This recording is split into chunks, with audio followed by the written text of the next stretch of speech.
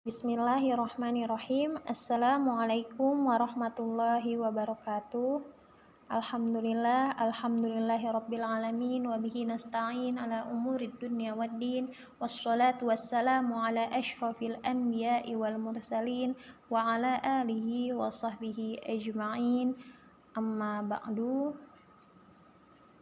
Baiklah, melanjutkan materi Usuluddin Aqaid karya Kiai Haji Imam Zarkashi. Pembahasan pada hari ini kita akan bahas masih dalam bab 2, bagian C, Tuhan Allah berkemauan atau berkehendak, dan bagian D, kekuasaan dan kehendak Allah. Sebelum itu kita berdoa dulu agar ilmu yang kita dapatkan bisa bermanfaat di dunia maupun di akhirat. Bismillahirrahmanirrahim. Rabbi shrahli sadri wa yassirli amri wahlul 'uqdatam min lisani yafqahu qawli. Rabbi zidna ilman warzuqna fahman. Allahumma rzuqna fahman nabiyyin wa hifzal mursalin wa ilhamal malaikatil muqarrabin birahmatika ya arhamar rahimin. Al-Fatihah. A'udzubillahi minasyaitonirrajim. Bismillahirrahmanirrahim. Alhamdulillahi rabbil alamin arrahmanir rahim maliki yaumiddin iyyaka na'budu wa iyyaka nasta'in ihdinas siratal mustaqim siratal ladzina an'amta 'alaihim ghairil maghdubi 'alaihim waladdallin. Amin. C. Tuhan Allah berkemauan atau berkehendak. Kemauan atau kehendak disebut sebagai irodah. Nah, setelah kemarin kita bahas salah satu sifat wajib bagi Allah yaitu kudrat, yang artinya kekuasaan. Kali ini kita akan bahas tentang sifat Allah yang dinamakan irodah, yaitu kemauan atau kehendak. Sedangkan yang berkehendak itu disebut muridun atau muridan, isim fa'ilnya dari kata irodah. Adapun dalil nakli bahwa Allah memiliki sifat irodah, salah satunya terdapat pada Quran surat Yasin ayat 82 yang bunyinya A'udzubillahi minasyaitonirrajim. Bismillahirrahmanirrahim. Innama amruhu idza arada syai'an ay yaqula lahu kun fayakun. Yang artinya sesungguhnya apabila dia menghendaki sesuatu perintahnya hanyalah berkata kepadanya jadilah, maka jadilah ia. Quran surat Yasin ayat 82.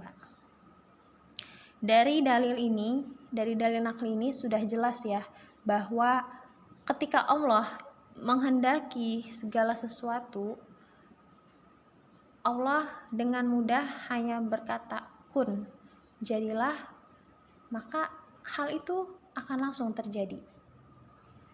Berbeda dengan makhluknya, manusia salah satunya, ya. Salah satunya manusia adalah makhluk yang diciptakan Allah paling sempurna di antara makhluk yang lain. Karena apa? Karena manusia diberikan panca indera, diberikan akal sehingga dapat berpikir. Bahkan beberapa sifat-sifat dari Allah seperti mendengar, melihat, walaupun Allah punya sifat maha mendengar, maha melihat, manusia juga bisa mendengar dan melihat dengan bantuan dari panca indera tadi. Nah, meskipun begitu, ketika manusia ingin sesuatu, menghendaki sesuatu, mau sesuatu, dia tidak bisa dengan mudahnya mewujudkan apa yang dia inginkan. Semuanya itu butuh proses, semuanya itu butuh usaha, semuanya itu butuh waktu untuk mewujudkan apa yang diinginkan oleh manusia tadi. Sekalipun kita kenal yang namanya mie instan, kita tahu ada mie instan, secara nama mie instan. Nah, tapi ketika ingin makan mie instan, tidak seinstan yang kita bayangkan, tidak seperti Allah. Allah menginginkan segala sesuatu yang terjadi di alam ini, tinggal hanya berkata kun, udah langsung jadi. Nah, kalau kita butuh proses. Nah, mie instan aja, kalau kita mau makan mie instan, butuh yang namanya apa? Air panas, butuh mangkuk, butuh sendok, butuh garpu. Kemudian harus direbus dulu, direndam air panas. Buka bumbunya, ditunggu sampai 3 menit, baru bisa dimakan. Nah, ya kan? Sekalipun ada mie instan, itu yang namanya instan, gak mungkin seinstan seperti Allah menginginkan atau menghendaki segala sesuatu. Manusia butuh proses untuk menginginkan semua itu, semua yang diinginkannya. Dan bahkan tidak semua keinginan manusia itu bisa terwujud. Beda dengan Allah. Allah sebagai Tuhan yang maha sempurna, yang maha berkehendak, maha berkuasa, mampu melakukan itu tanpa proses, tanpa paksaan, tanpa halangan. Dan pasti apa yang Allah kehendaki akan terjadi. Nah, setelah itu dalil akli bahwa Allah memiliki sifat irodah.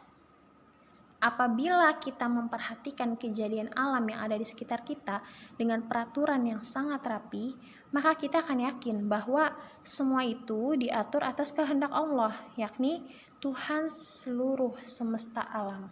Ya, kalau kita perhatikan alam yang kejadian di alam ini, seperti terbitnya matahari, pergantiannya waktu pagi menjadi siang, siang ke sore, sore menjadi malam, menjadi pagi lagi, ya kan? Terus terjadinya hujan, panas, bahkan bencana alam sekalipun. Dan kalau kita perhatikan sampai daun kering yang jatuh dari tangkainya, dari pohonnya, itu atas kehendak Allah, atas izin Allah. Jadi tidak ada yang namanya kebetulan yang terjadi di alam ini. Semua itu sudah ada aturannya, sudah diatur oleh Allah dengan sedemikian rapinya. Jadi bagi Allah tidak ada yang kebetulan. Semuanya itu terjadi atas kehendaknya, atas kemauannya, atas izinnya. Nah, ini yang dimaksud bahwa Tuhan Allah berkemauan atau berkehendak. Manusia menghendaki sesuatu, menginginkan sesuatu, sudah melakukan prosesnya, sudah mengikhtiarkan apa yang ia inginkan. Tapi jika Allah belum berkehendak, jika Allah tidak memiliki kemauan untuk hal itu, ya tidak akan pernah terjadi. Gitu. Ya. Jadi makanya kita sebagai manusia tugasnya itu ketika menginginkan sesuatu, ikhtiar maksimal, doa, dan tawakal. Nah, itu ada 3 hal ketika kita menginginkan sesuatu.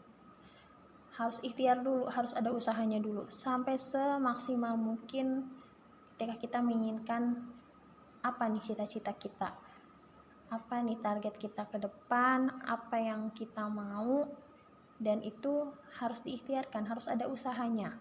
Nah, ketika sudah berusaha, jangan sampai kita lupa untuk berdoa, karena satu-satunya hal yang dapat merubah takdir adalah ketika kita bisa berdoa. Ya, ketika kita berdoa kepada Allah, meminta, memohon dengan sungguh-sungguh atas apa yang kita inginkan. Nah, terus ketiga, ketika kita sudah berikhtiar, sudah berdoa, maka kita harus tawakal. Tawakal itu artinya kita menyerahkan segala urusannya kepada Allah. Biarkan kehendak atas izinnya lah itu bisa terjadi ataupun tidak. Nah, karena apa? Ketika kita sudah berikhtiar, ketika kita sudah berdoa, nah Allah itu mengabulkan doa hambanya, tidak serta-merta langsung dikabulkan. Kadang Allah bisa langsung mengabulkan keinginan doa hambanya. Misalnya kita pengen ini, nah baru ngomong dalam hati, kadang dengan mudahnya hal yang kita inginkan, yang kita bicarakan baru di dalam hati aja tuh bisa ada, bisa langsung wujud, langsung terjadi sama kita. Kadang begitu.